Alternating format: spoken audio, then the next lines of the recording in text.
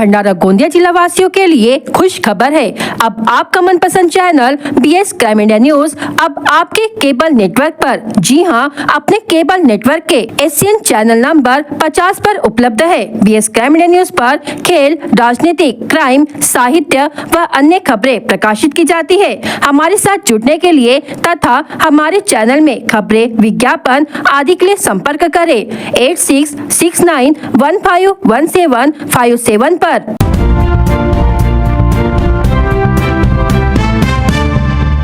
तय मात्रा में अनाज की आपूर्ति नहीं करने, अधिकतर समय में राशन दुकान बंद रखने, राशन वितरण की रसीद नहीं देने पर जिला आपूर्ति विभाग ने 2 राशन दुकानों के लाइसेंस सोमवार 2 दिसंबर को रद्द की है। साथ ही इस तरह का नियमों का उल्लंघन करने पर राशन दुकानदारों की शिकायत करने का आह्वान किया गया है।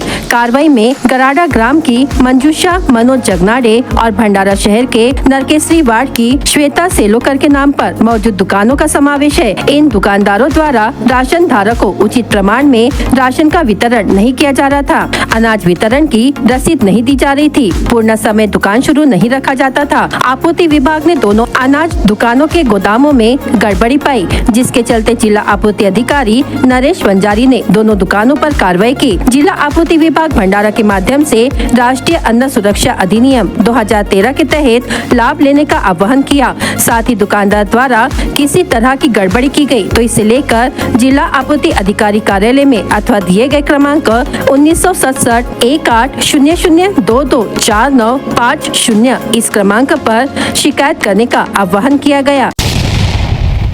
गौमांस की बिक्री कर रहे आरोपी को पकड़कर पुलिस ने मामला दर्ज किया है। मामला साकोली पुलिस थाने के तहत ग्राम जामड़ी में सामने आया। पुलिस ने जामड़ी के भीवसन टोला ग्राम निवासी सुरेश आत्माराम मेश्राम उम्र 65 वर्ष पर मामला दर्ज किया है। आरोपी सुरेश मेश्राम ये अपने जामड़ी स्थित घर के टीन के शेड में मांस की कटाई कर बिक्री कर रहा था। उसके पास से पुलिस ने लगभग 4000 रुपए कीमत का 20 किलो मांस जब्त किया। साथ ही मांस काटने के लिए रखी गई सामग्री भी जब्त की गई। पुलिस ने आरोपी के खिलाफ विभिन्न धाराओं के तहत मामला दर्ज किया है और आगे की जांच शुरू है।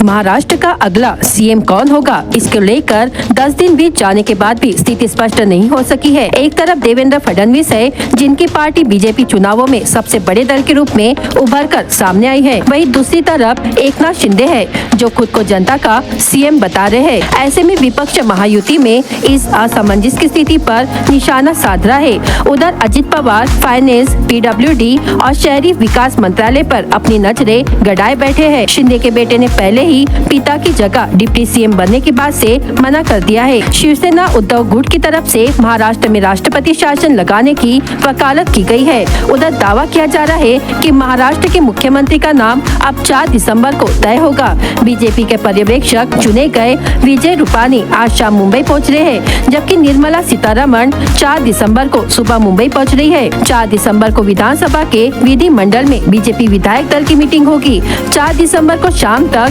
बीजेपी विधायक दल का नेता चुना जाएगा, जिसके बाद 5 दिसंबर को मुंबई के आजाद मैदान में शपथ ग्रहण समारोह होगा। वर्तमान में प्रधानमंत्री किसान ऐप को डाउनलोड करने पर कई लोगों के अकाउंट खाली हो रहे हैं। क्षेत्र में अनेक लोग ऐसे हैं जो इसका शिकार हो चुके हैं, इसलिए इस ऐप से सावधानी बरतने की आवश्यकता है। यदि इसे डाउनलोड किया तो आपका भी बैंक अकाउंट खाली हो सकता है। अक्सर यह किसी ग्रुप में किसी भी ग्रुप मेंबर के नाम से व्हाट्सएप पर आ जाता है और इसको सिर्फ टच करने से यह मोबाइल में इंस्टॉल हो जाता है, जिसका पता ना भेजने वालों को चलता है, ना जिसके मोबाइल में इंस्टॉल हुआ है उसको पता चलता है। धोखेबाज सरकारी योजनाओं के नाम पर लोगों का भरोसा जीतते हैं और फिर उन्हें आर्थिक नुकसान पहुंचाते हैं। हैकर्स फर्जी वेबसाइट के जरिए आधार, पैन और अन्य जानकारियां लोगों से मांगते हैं। इसके बाद UPI अकाउंट हैक करके बैंक से पैसे निकाले जाते हैं। जानकारी के मुताबिक कई लोग इस तरह की धोखाधड़ी का शिकार हो चुके हैं। आपको बता दें कि आखिर कैसे आप ऐसी धोखाधड़ी से बच सकते हैं। अनजान ऐप से दूर रहे। व्हाट्सएप या अन्य किसी भी अनजान लिंक से कोई ऐप डाउनलोड ना करें। सिर्फ आधिकारिक स्रोत का उपयोग करें। सरकारी योजनाओं से संबंधित ऐप या जानकारी के लिए केवल आधिकारिक वेबसाइट या प्ले स्टोर का इस्तेमाल करें। यदि आपको लगे कि आपके साथ साइबर धोखाधड़ी हुई है तो तुरंत पुलिस को इसकी सूचना दें। सावधान रहे और अपने बैंकिंग डिटेल्स और फोन की सुरक्षा को प्राथमिकता दें। सरकारी योजनाओं के नाम पर किसी भी संदिग्ध ऐप या वेबसाइट पर भरोसा ना करें।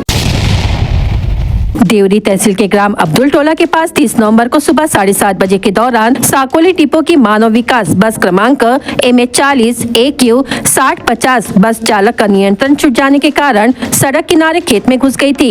इस मामले में बस चालक ताड़गांव तहसील अर्जुनी मोरगांव निवासी युवराज वासुदेव मडावी उम्र 50 वर्ष के खिलाफ मामला दर्ज किया है। 29 नवंबर को भंडारा डिपो की नागपुर से गोंदिया की ओर आ रही शिवशाही ST बस कोमारा गोंदिया मार्ग पर डब्बा खजरी के पास अनियंत्रित होकर पलट गई थी। इस दुर्घटना में 11 यात्रियों को अपनी जान गंवानी पड़ी थी। इसके ठीक दूसरे दिन 30 नवंबर को सुबह ST की मानव विकास बस अनियंत्रित होकर सड़क से उतर गई थी। सौभाग्यवश उस समय बस में केवल ड्राइवर और कंडक्टर ही सवार थे। यह बस साकोली डिपो की थी। 30 नवंबर को सुबह 5:30 बजे साकोली से निकली थी और सुबह 7 बजे देवरी पहुंचकर ग्राम सिंधी बीरी आलेवाड़ा मार्ग से होते हुए चिचगढ़ विद्यार्थियों को लेकर जाने वाली थी और उसी मार्ग से इस बस को वापस आना था। बस में कंडक्टर के रूप में मंजूषा लांजेवार भी सवार थी।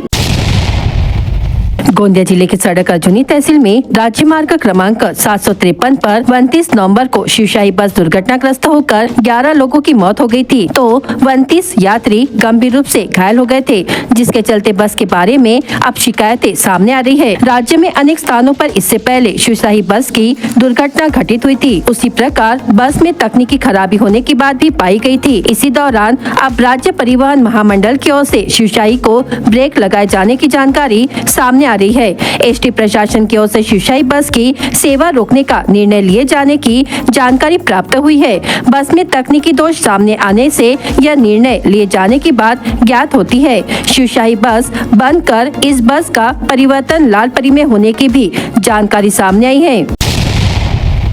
पुलिस अधीक्षक नगेंद्र सिंह ने 2 पहिया वाहन चालकों को हेलमेट एवं 4 पहिया वाहन चालकों को सीट बेल्ट लगाने की समझाइश दिए जाने आदेशित किया हुआ है। आदेश के परिपालन में लांजी पुलिस SDPO अंजुल अयंक मिश्रा के मार्गदर्शन में वाहन चेकिंग व चालानी कार्रवाई कर रही है। इसी कड़ी में 1 दिसंबर को वाहन चेकिंग चालानी कार्रवाई के दौरान आरोपी वीरेंद्र धनुलाल नगपुरे उम्र 20 वर्ष निवासी परसोड़ी लांजी को संदेह के आधार पर पकड़ा गया। इसके कब्जे से पूर्व में चोरी की गई 4 नग बाइक करीब 2,40,000 लागत की बरामद की गई है। आरोपी के विरुद्ध धारा 35 का 106 भारतीय नागरिक सुरक्षा संहिता के तहत कार्रवाई की जाकर न्यायालय में पेश किया गया। पुलिस के अनुसार आरोपी के पास से बरामद सभी बाइक बिना नंबर की पाई गई। आरोपी को पकड़ने में नगर निरीक्षक दिनेश सोलंकी, उप निरीक्षक संजय सिंह किरार, सहायक उप निरीक्षक महेश तुर्काने, धनलाल लिल्हारे, R विजय सिसोदिया,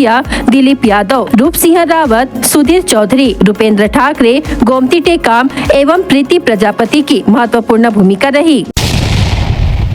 पिकांची उत्पादकता वाढविण्यासाठी शेतकऱ्यांकडून विविध प्रयोग करण्यात येतात। या शेतकऱ्यांना प्रोत्साहन देण्यासाठी पीक स्पर्धा राबविली जात आहे। खरीप हंगामाप्रमाणेच रब्बी हंगामातही ही स्पर्धा आयोजित केली असून यात राज्यात प्रथम येणाऱ्या शेतकऱ्यास 50,000 रुपयांचे बक्षीस कृषी विभागाकडून दिले जाणार आहे। शेतीची उत्पादकता वाढावी यासाठी शेतकरी विविध प्रयोग करतात। अशा प्रयोगशील शेतकऱ्यांना प्रोत्साहन देऊन विजेत्या शेतकऱ्यांचा गौरव केल्यास त्यांचे मनोबल वाढते। ते अधिक उमेदीने नवीन आणि उदय तंत्रज्ञानाचा वापर करण्यास पुढे येतात। यामुळे कृषी उत्पादनामध्ये भर घालण्यासाठी शेतकऱ्यांचे योगदान मिळेल। परिसरातील इतर शेतकऱ्यांना मार्गदर्शन होऊन उत्पादनात भर पडेल। यासाठी कृषी विभागातर्फे पीक स्पर्धा घेतली जात आहे। पीक स्पर्धेतील त्या जिल्ह्याकरिता रब्बी हंगामातील स्पर्धेसाठी पीक समाविष्ट करण्यात आलेली आहेत। जिल्ह्यासाठी ज्वारी, गहू, हरभरा, करडई व जवस पिके समाविष्ट करण्यात आलेली आहेत।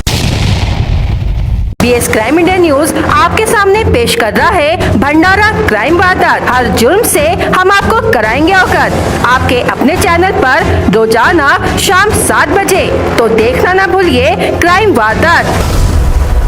दामाद को ससुर ने डंडे से मारकर घायल कर दिया। फरियादी भंडारा निवासी राजेश अशोक लांजेवार उम्र 40 वर्ष को आरोपी गुलाबराव कटनकर उम्र 67 वर्ष ने राजेश के सिर पर डंडे से वार कर उसे घायल कर दिया।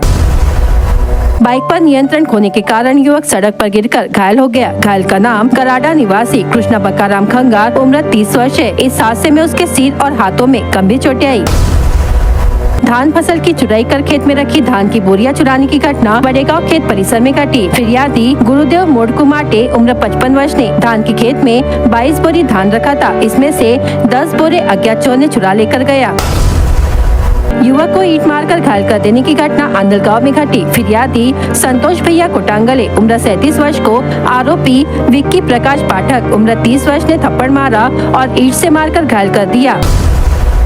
गोमांस बेचने वाले 2 लोगों के खिलाफ साकोली पुलिस ने मामला दर्ज किया है। आरोपी जामली निवासी सुरेश मेश्राम व विवाहित महिला गोमांस बेचते समय मिले। उनके पास से 4000 रुपए का गोमांस व अन्य सामग्री समेत 4600 रुपए का माल जब्त किया गया। फसलों को पानी देने के लिए लगाए गए मोटर पंप को अज्ञात चोर द्वारा चोरी कर ले जाने की घटना जमनी में घटी। खेत में से मोटर पंप अज्ञात चोर लेकर गया। रमेश निमजे की शिकायत पर पुलिस ने मामला दर्ज किया है। मायके गई पत्नी को पति ने कैंची से हमला कर घायल कर दिया। टेकेपा निवासी रश्मि निशांत लोनारे उम्र 33 वर्ष पर आरोपी ने कैंची से वार कर घायल कर दिया। कादा पुलिस ने शिकायत के आधार पर मामला दर्ज किया है। भंडारा जिला वासियों के लिए खुश खबर है, अब आपका मनपसंद channel BS crime media news अब आपके डायमंड केबल नेटवर्क पर। जी हाँ, अपने डायमंड केबल नेटवर्क के चैनल नंबर 94 पर उपलब्ध है।